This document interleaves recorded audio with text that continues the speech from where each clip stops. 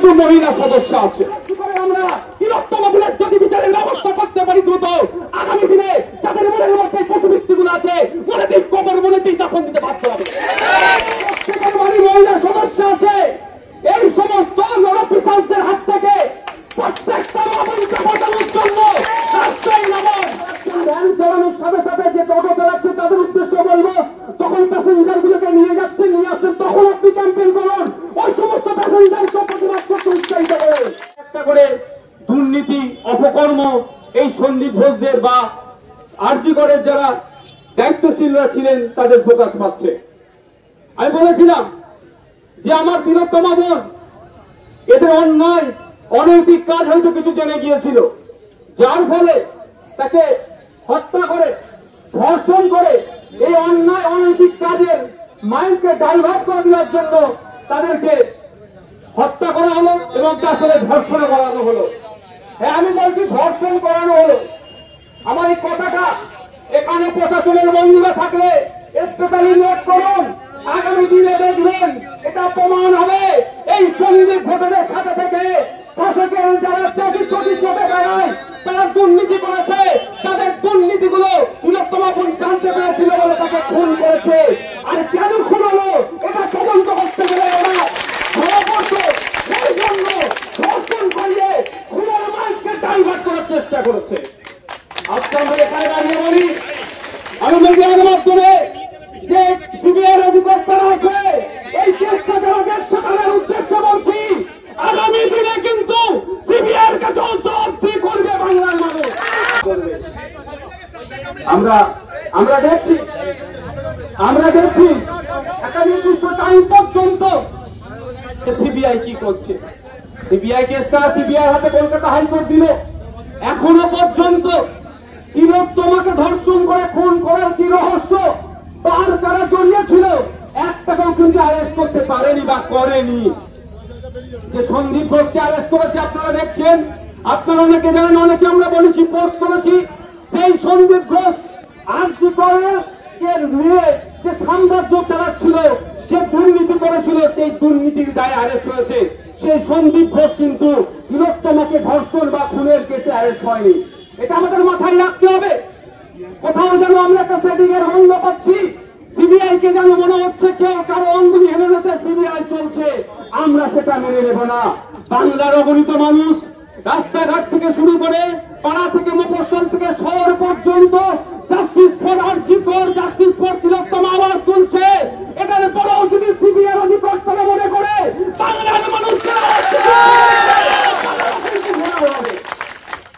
কোনোভাবেই ছাড় হবে না। আমি ধন্যবাদ জানাই এই আজকে আমাদের প্রতিবাদ মিছিল থেকে জুনিয়র ডক্টরদেরকে, তাদের শীত দ্বারা তারা পরিচয় দেখিয়ে দিচ্ছে, তাদেরকে আমরা ধন্যবাদ জানাচ্ছি। তারা যেভাবে শীত দ্বারা সোজা রেখে লড়াই আন্দোলন চালিয়ে যাচ্ছে, আমরাও তাদের পাশে আছি। আমরা এই জায়গা থেকে আমরা ভুলে যাচ্ছি না, বেশ কিছুদিন আগে হরিয়ানাতে কাজে গিয়েছিল বাংলার এক বাঙালি শ্রমিক সাবির মল্লিক, সেখানে তাকে গণপিটুনিতে হত্যা করেছে। আমি জানতে চাই এখান থেকে রাজ্য প্রশাসনের কাছে জানতে চাই, মাননীয় মুখ্যমন্ত্রীর কাছে জানতে চাই। একটু আগে শুনছিলাম মুখ্যমন্ত্রীর পদত্যাগ বলেছে নাকি, বলে তারা খুব কষ্ট লেগেছে। আমি তাকে একটু শুধু বলে রাখি, বাংলাদেশের অবস্থা দেখেছি তো, একটু দেখতে পাই।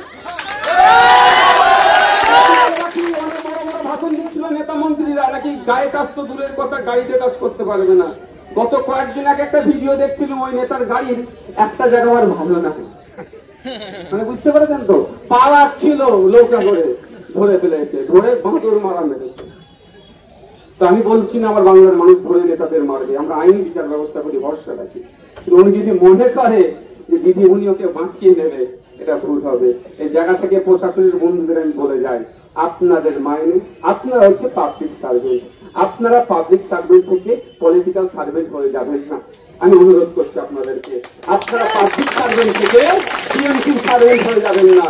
এটা মাথায় রাখবেন যে যে সাম্মানিকটা পাচ্ছেন, অবশ্যই আপনারা মেহনত করছেন, শ্রম দিচ্ছেন, যথাযথ টাইমে আসছেন যাচ্ছেন, সেই জন্য আপনাদেরকে সাম্মানিক দেওয়া হচ্ছে।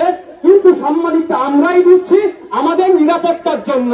যদি না আপনি আমাদের নিরাপত্তা দিতে পারেন, তাহলে আপনাকে আমরা ওই জায়গায় রাখবো না, আপনার পরিবর্তে যে অ্যাভেল হবে তাকে সে জায়গায় বসাবো। কথা মাথায় রাখবেন, কারণ এখন বাংলাদেশের নাকি পুলিশের যিনি ডিজি আছেন, বাংলাদেশের পুলিশের নাকি ডিজি আছে, তাকে নাকি পাবলিকও খুঁজছে এখন, সে হারুন আঙ্কেল নাকি হাউনকে, এটা মনে রাখবেন। ডিজি লেভেলের ছিল, পাবলিক খেললে কি হবে, থানার ওসি আইসিদের অনুরোধ করবো, এসপি অ্যাডিশনাল এসপি এসডিপি এদেরকে অনুরোধ করবো, এই সমাজ বিরোধীদের থেকে বাংলাকে মুক্তি দিন আপনাদেরও কঠোর ভূমিকা পালন করতে হবে। আজকে আমরা এখানে উপস্থিত হয়েছি, আবু সিদ্দিককে থানাতে অভিযোগ আমরা করেছি, থানাতে পিটিয়ে হত্যা করেছে, থানাতে মারা যায়নি, হসপিটালে মারা গেছে, কিন্তু পুলিশ কাস্টডিতে তারপর টর্চার হয়েছে, এটা কোনোভাবেই মেনে নেওয়া যাবে না।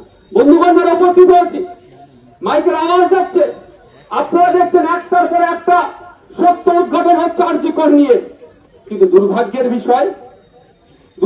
বিষয় যে সন্দীর্ঘ সকালে চাকরি ছাড়ছে, তাকে সন্ধ্যায় চাকরি দিয়ে দিচ্ছে। ভাবতে পেরেছেন রহস্যটা কি?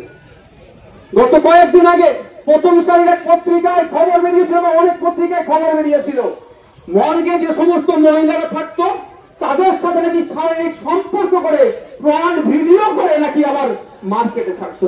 এই অসভ্য বড়বড়দের দলরা তাকে সহযোগিতা করছে, আর রাস্তায় নামতে মানুষ তখনই শাসক দলের কিছু বড় নেতারা আছে আমাদের ছেলেদের উপর আক্রমণ করছে। ইতিপূর্বে আমাদের মালিক ভাই, আমাদের নেতৃত্বরা বলেছেন এক সপ্তাহ টাইম দিয়েছে, কি ব্যবস্থা গ্রহণ করে দেখছি, না হলে কি করতে হয় সেটা আমাদেরকে একটু দেখাতে হবে। যদি কেউ মনে করে ওই অমুকের ভয়দেবকে তমুকের ভয়দেবকে ঘরে ঢুকিয়ে রাখবে, অধীর গুজার গিয়াটা বলে যাচ্ছে এখান থেকে, অধীর গুজার গিয়া অনেক হয়েছে, ভয় দেখানো, ধমকানো, চমকানো, কোন মতে অনৈতিক কাজ করবে, অন্যায় করবে, তাকে আমরা ছেড়ে কথা বলবো।